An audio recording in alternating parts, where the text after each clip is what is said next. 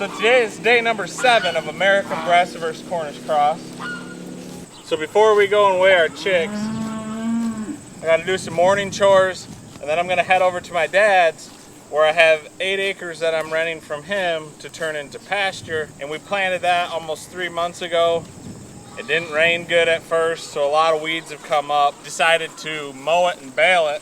That way it'll knock the weeds back and hopefully the alfalfa will come in a little bit better. So pasture management is huge, and right here has always been a rough spot. In general, I've had trouble with my pasture because I always have too many animals on it. And that's because I keep trying to get more ground to graze. We want to grow our grass-fed beef operation, and we've had trouble getting the property to put cattle on. So finally I asked my dad, hey, can I rent some property from you? So I got 8 acres of ground over there that we're going to turn into pasture ground, and we're super excited about it. So we planted that almost 3 months ago.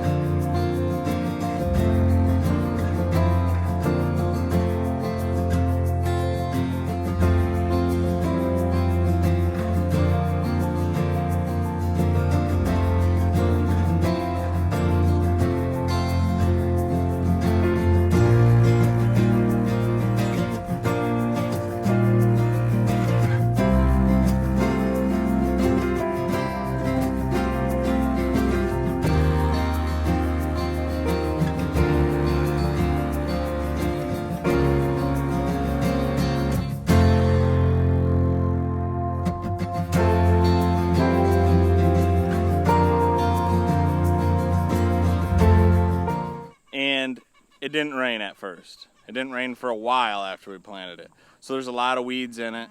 So we're gonna go mow it down, bale the hay off from it. It's not gonna be the best hay, but we're gonna feed it to our cows, and whatever the cows don't eat, then that'll go into the compost pile. I can't just cut it and leave it on the ground right now because there's way too much of it. So we wanna get it, take it off, feed it to the cows, and compost whatever's left. By mowing it, this is gonna give a chance for that alfalfa to then sprout up and hopefully choke out some of the weeds. There's a lot of grass out there too, which I'm happy about. I didn't want it to be pure alfalfa. All we planted out there was alfalfa, and if we would have got the perfect rain, it probably would have almost been too rich to pasture, but that didn't happen.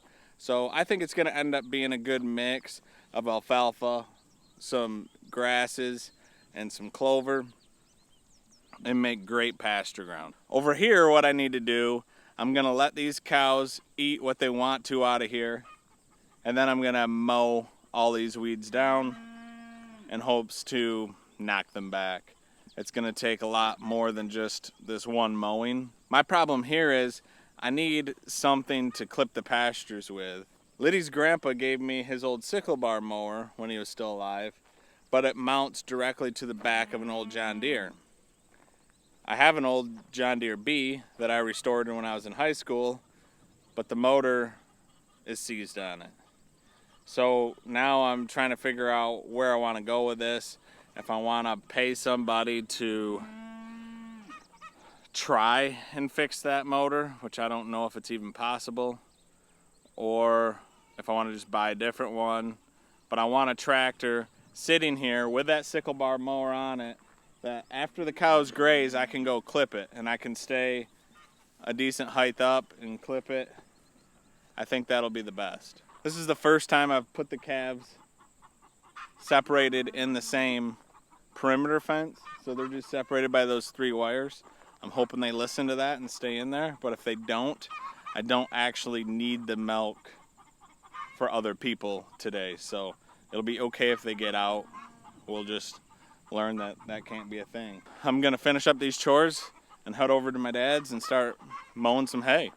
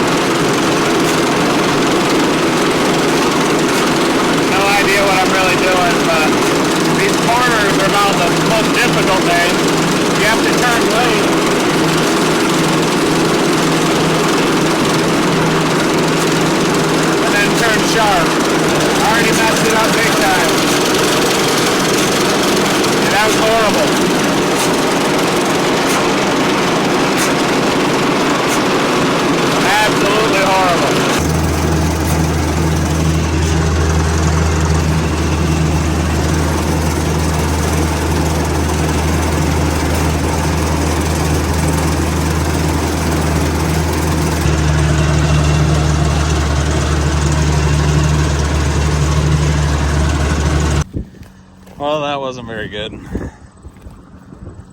I'm trying to see if that was the worst of it, if I should go around. This don't look too bad. I think that was probably the worst spot, so I guess we'll keep going. Alright, so there's about 4 hours to get this 8 acres mowed. I had to end up leaving this because it's just too wet. I shouldn't have went through that the second time. I don't know why you guys didn't tell me that. But no, all you guys were like, yeah, go through it, it'll be fine. It wasn't fine. But there's plenty of grass hay out here and plenty of weeds, but I think it'll make a good pasture next year. We'll get the hay baled out of it and go from there.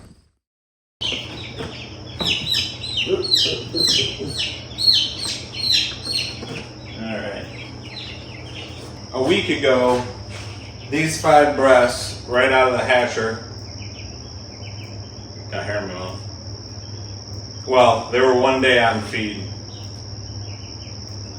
They were 214 grams in total, which was 42.8 grams apiece. And now they are 475 grams. And that is at 7 days old. So 475 divided by 5. It's 95 grams a piece. So that's, I mean, they doubled in size, which is great.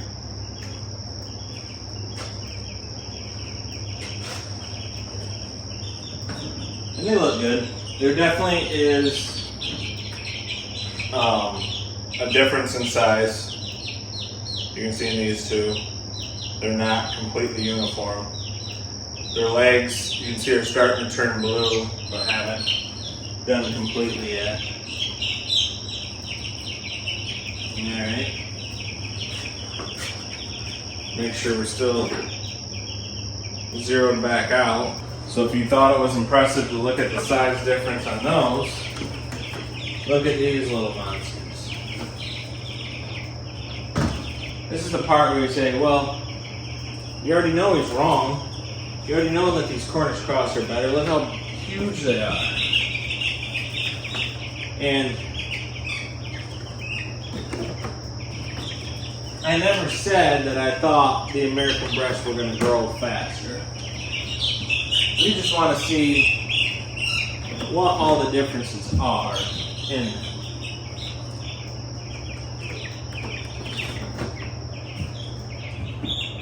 Come on, buddy.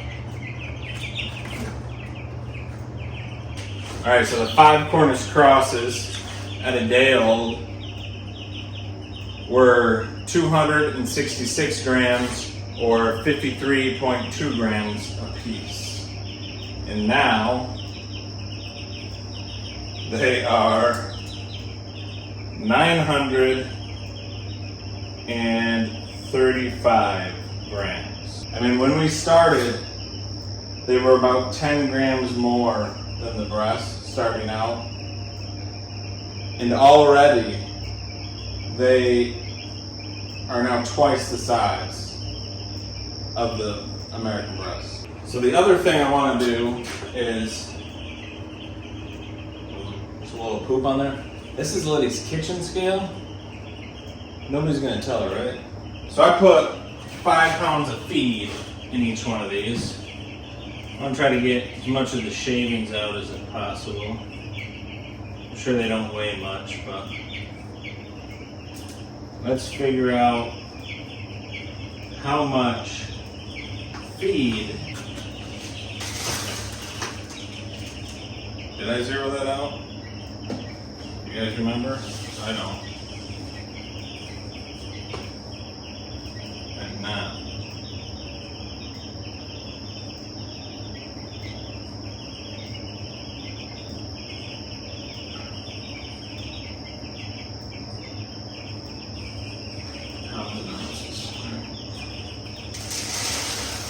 I don't know know why I gave them 5 pounds, because I knew they weren't going to eat 5 pounds.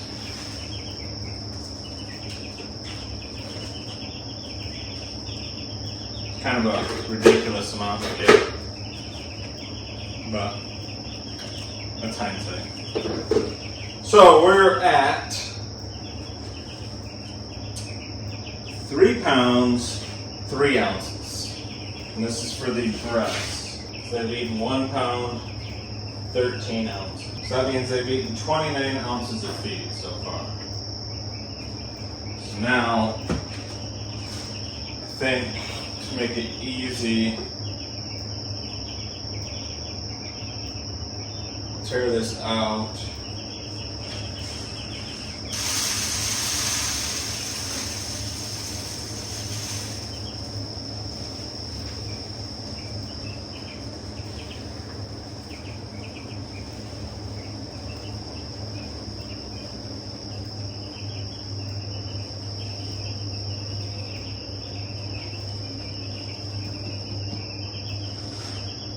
Put 3 pounds back in.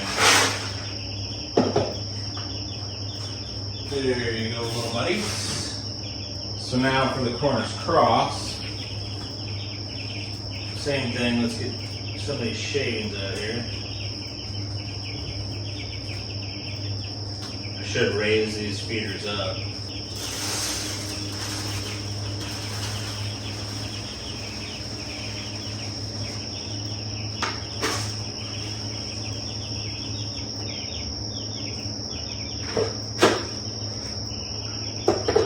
So these have 3 pounds, 1.2 ounces. That's 1 pound.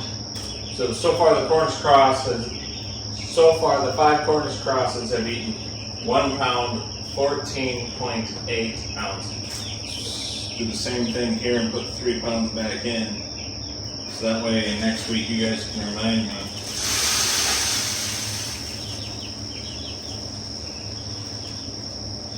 Which is pretty much all of it.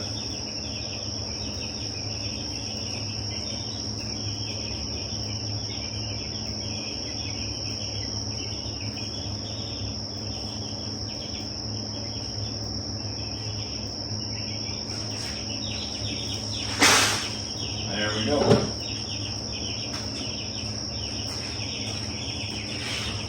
So to recap these numbers, the Bresse chicks went from 42.8 grams to 95 grams. The Cornish Crosses went from 53.2 grams to 187 grams. The Bresse chicks ate 1 pound, 13 ounces. The Cornish Cross chicks ate 1 pound, 14.8 ounces. So that means for the Bresse to gain 1 gram, they have to eat 3.15 grams of feed. And for the Cornish Cross to gain 1 gram, they had to eat 1.3 grams of feed. So this is incredible for the Cornish Cross. We knew this. We knew they're the king of growing. But these are good numbers from the Bresse too. Where the Bresse are going to pull away is at the end, I believe. But the Cornish Cross are always going to have the better feed consumption. That's a fact.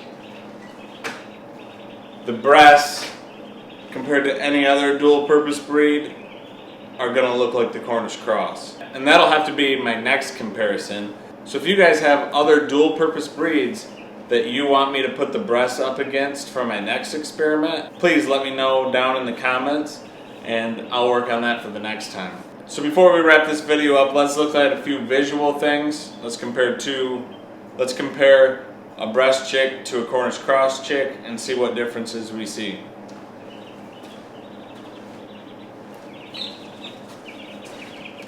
In the American Bresse and the Cornish Cross. One visual I can see right away, if I can get it out to you, there's a huge difference in the amount of feathers they have. This guy's got no tail feathers. The American Bresse has got tail feathers. The wing feathers, there's quite a bit of difference. And these guys are just starting to get, this guy was just sitting eating at the feeder. So they're already got that extremely lazy mentality even at a week old. You can see it on their breast already.